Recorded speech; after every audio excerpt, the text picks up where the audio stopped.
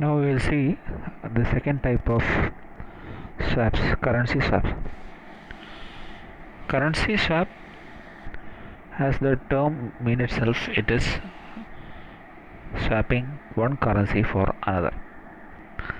Now here you should not understood as exchanging currency. That is different. That is foreign exchange. But here currency swap means transforming a loan which is in one currency into a loan of another currency. That is the meaning of currency swap. Okay. Now I'll explain you this with the help of an example. You have to understand, when does this currency swap comes into use? Usually it comes into use mostly for industrialists, especially exporters, importers, then businessmen, etc. Now usually currency swap comes into use when such a situation comes to a firm like that, where he has a liability in one country, in that country's currency, and he has an income stream which is generated in another country in that respective country's currency. Now for example, as I have shown here, say there is a Indian firm,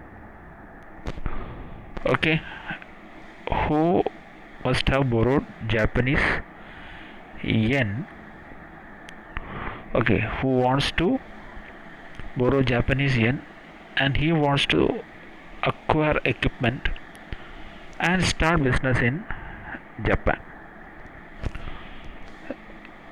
So why it is doing is because it wants to purchase fixed assets and start business in Japan and export goods to US. Now you imagine, when it is exporting goods to US, it will receive its income in US dollars. But here the company which has taken loan in Japanese yen, it has to repay its interest on loans in Japanese currency yen itself. But what will it do if it receives income in US dollars? Then the Indian company will have to convert US dollars into yen, and this has to be done every time when interest payment and repayment of loan is to be done. Now what is the problem with this foreign exchange system? There is foreign exchange risk, because I have already taught you there is something called currency appreciation and depreciation. Currency depreciation is something which will affect, or currency appreciation also, which is something which may affect the buyers or sellers of foreign currency against home currency. The trader may feel that the dollar may get weakened against Japanese yen, or US dollar may get stronger against Japanese yen in the future. If US dollars depreciate against Japanese yen, then the Indian firm that is making income in dollars will have to suffer lots of loss when it converts US dollars into yen, because more and more dollars will be required to convert into yen. We call this situation as currency depreciation. Now what can be done to avoid this risk? That is where this topic of currency swap comes. Now what does this currency swap can be done is, the India firm, he can make a swap contract with the bank and exchange the principal amount in one currency for the principal amount in another currency at the beginning of the deal. So that means the bank, which is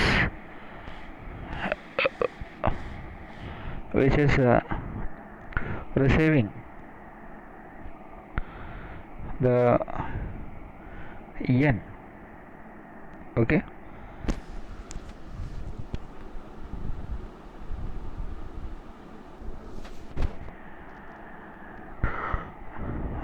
so I was telling you,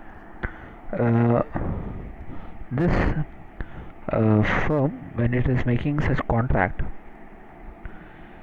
this contract will be made in such a way where the principal amount in one currency will be exchanged for principal amount in another currency, say between Indian firm and the bank, and they will make such an agreement that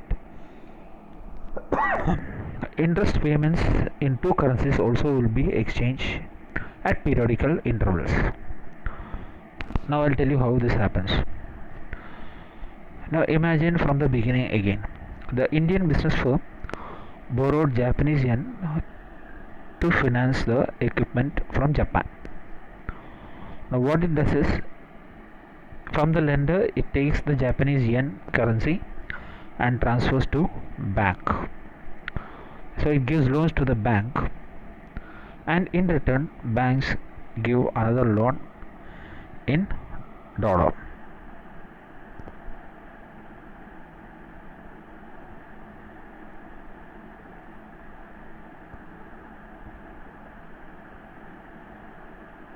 In dollar.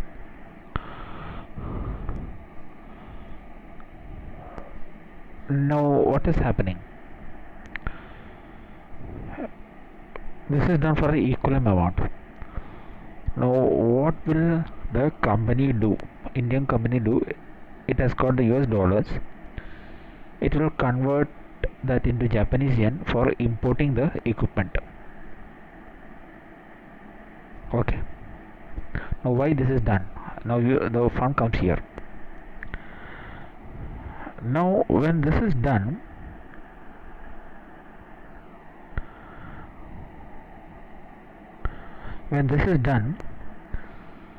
at periodic intervals the intermediary bank will pay interest in yen currency to Indian firm, okay, for the principal amount of Japanese yen received from the Indian firm. The Indian firm would pay interest in US dollars to the intermediary bank for the principal amount of US dollars received from the bank.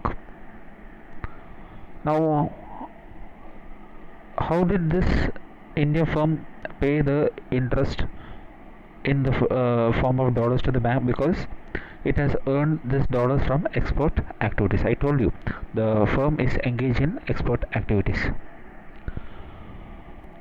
So the income received in US dollars from its export business to the US would be used by the Indian firm to make these interest payments. The Japanese yen currency received as interest from the bank, that will be taken by the Indian firm, and that interest received in yen, that will be paid as interest to that lender from whom the Indian firm had taken loan in the beginning. See, this is how it is going. Once again repeating, at the beginning Indian firm took loan from the lender in Japanese Indian currency. It transferred it to a bank. It gave loan to the bank in yen currency bank gave loan to the Indian firm in dollar currency, and Indian firm used that dollar currency to convert into yen and import equipment in Japan and start the production and start exporting to America, and it is earning. Now at the time of payment of interest, when the Indian firm is receiving dollars, that dollars it will use to make payment for for the interest on loan taken from the bank, and in return bank which has taken loan from Indian firm in yen, Japanese yen, will also pay interest in Japanese yen currency to the Indian firm. And finally, when this interest is received in Japanese yen, that will be used finally to pay the interest on the first loan taken from Japanese yen from the Japanese company. So this is how the banks does this. Now on maturity of the loan, there will be re-exchange of the principal amount in two currencies. Now how this will be done? The intermediary bank will pay the principal amount in Japanese yen, okay, to the India firm, which can use this amount for repayment of principal to the original lender. The Indian firm would pay the principal amount in US dollars to the interbank from the earnings it receives from exports. Now in between, if wanted, the bank can also make an arrangement or find a business partner of a similar nature of converting US dollar liability into Japanese yen liability. That means same like Indian firm, who the Indian firm which converted yen into dollar, here another party may have come with the bank for converting dollar into yen. So that party, okay, must have come to the bank. It wants yen, so it has dollars with him. So that counterparty gave dollar as loan to the bank, and that bank has given loan to counterparty in yen. Now you see what is bank does here. Bank got that Japanese yen loan from Indian firm and gave it as loan in yen currency to the counterparty. Similarly, bank got the dollar loan from the counterparty and gave it as dollar loan to the Indian firm.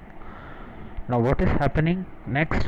When the interest payment is also made in the same way, when it is receiving interest in dollars, the bank pay that as interest on dollars it received from the counterparty, and when the counterparty pays interest on the yen loan it is taken from the bank uses the same interest to pay to the Indian firm. Okay, so this is used for paying. And finally, what is happening at the time of repayment of loan? When the Indian firm repays its dollar loan, the bank will repay the same loan it has taken from the counterparty, and at the end the counterparty repay the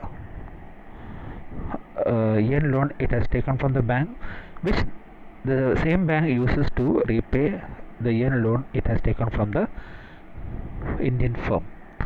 See, this is how this can be done. So currency swaps can be used in such a way for transforming a loan in one currency into a loan of another currency.